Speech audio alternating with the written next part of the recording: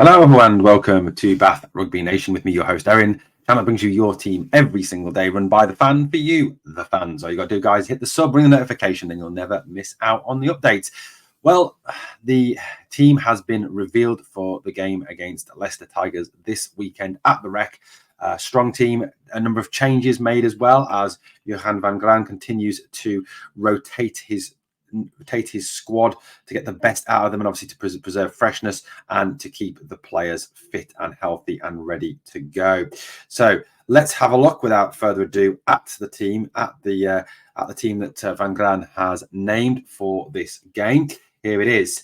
So the forwards, front row, a very fearsome looking front row with Beno Urbano, Tom Dunn, and Thomas the Tank du Toit. I'm personally pleased that Dunn and du Toit get the start. Those two were absolutely dominant and fantastic against Saracens last time out, and so obviously there's a intention there to really get there and dominate Leicester up front.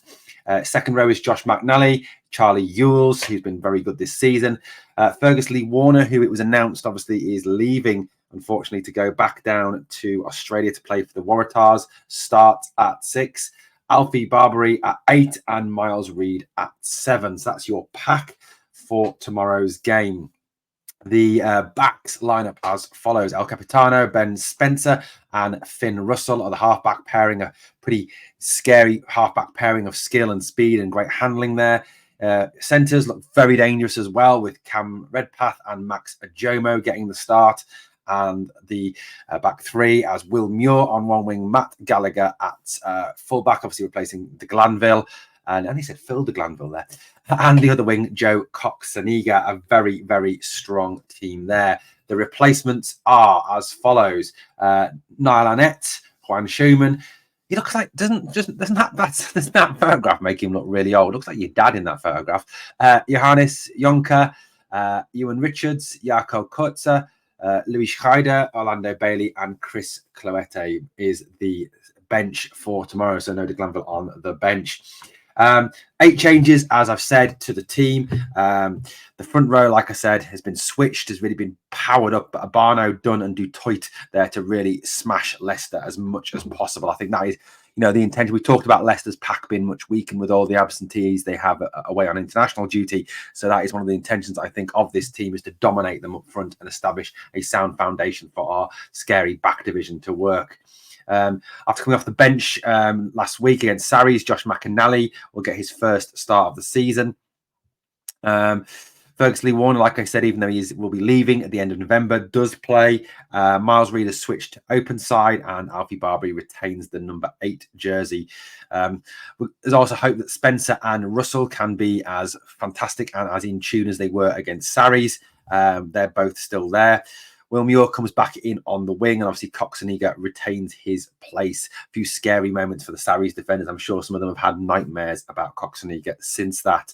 Redpath returns to inside centre after a spell, obviously, as 13, and he will be partnered by Ajomo, who will be at the outside centre. It is a good team, a strong team, really, really strong team. And, it is certainly a team that I think can cause Leicester an awful lot of damage and a lot of danger there. It's a 6-2 split on the bench, as you have, as you can see there. Jaco Kurtzer and Chris Cloete, obviously in there, have come in on the bench, and Bailey and Schroeder will be this week's back replacements. Obviously, a more heavily forward-dominated bench there for Van Graan. Also, Leicester Tigers have revealed their team to play us on Saturday. This is the Leicester team. Leicester have Mike Brown, Josh Bassett, the former Wasp, Guy Porter, Dan Kelly, Ollie Haskell-Collins, Jamie Shilcock, and Tom Whiteley as their back division. As I said on the video yesterday, there's some pretty dangerous backs there, tasty back division there with Bassett, Porter, Haskell-Collins, for example. Their forwards are made up by James Cronin, Charlie Clare, and Joe Hayes as their front row. Obviously missing the likes of Dan Cole and Montoya. Their Their locks are Henderson and Wells. Missing again, George Martin, Ollie Chesham. And their back row, Hanro Liebenberg, who captains the team, Tommy Raffel and Matt Rogerson.